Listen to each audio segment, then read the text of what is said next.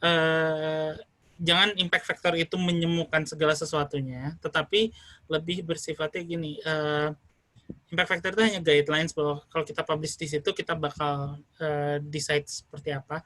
Tetapi yang terpenting itu adalah bahwa artikel kita, jurnal kita memang sudah ditujukan ke audiens yang pas atau tidak gitu.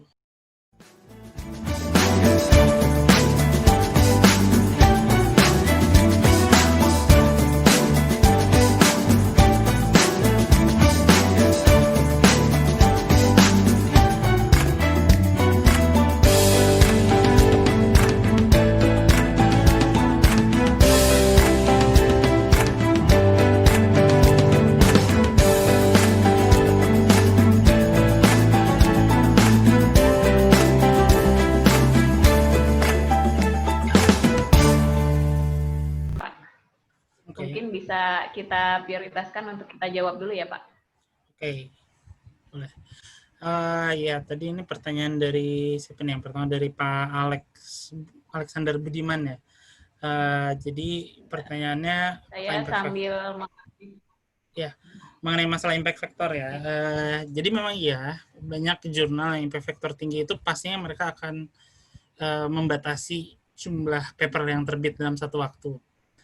Nah, sementara di satu sisi kalau jurnal yang impact factor rendah mungkin lebih banyak menerima, tetapi tidak serta-merta seperti itu, karena sekarang kayak misalkan beberapa jurnal kayak Nature Communications atau Science Advance kayak gitu yang impact factornya cukup tinggi, mereka sebetulnya tidak punya capping terhadap berapa sih jumlah paper yang diterima.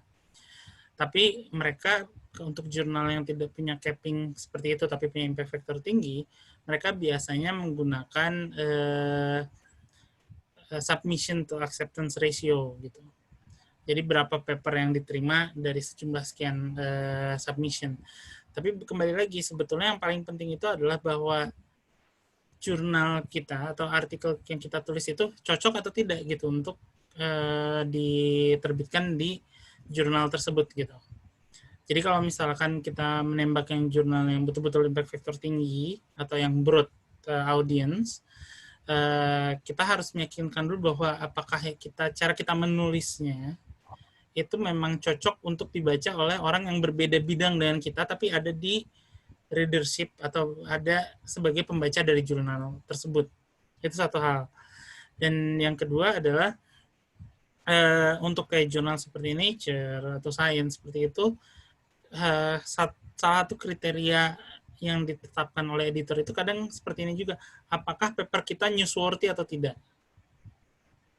Jadi misalnya kayak Nature kayak gitu, mereka nerima ya kalau paper kita tidak akan newsworthy, misalnya udah terbit di situ tapi tidak akan ada attention media yang sangat besar karena masalah significance-nya, ya mereka nggak akan menerima itu dari meja editornya. Tapi intinya gini, jangan impact factor itu menyembuhkan segala sesuatunya, tetapi lebih bersifatnya gini, impact factor itu hanya guidelines bahwa kalau kita publish di situ kita bakal decide seperti apa. Tetapi yang terpenting itu adalah bahwa artikel kita, jurnal kita memang sudah ditujukan ke audiens yang pas atau tidak gitu. Kalau misalnya kita submit ke jurnal yang lebih spesialis tapi akan lebih banyak dibaca orang karena saking spesialisnya tulisan kita, ya kita submit ke paper itu. Dan sebetulnya sekarang impact factor lumayan tinggi juga untuk beberapa jurnal-jurnal spesialis. Seperti itu.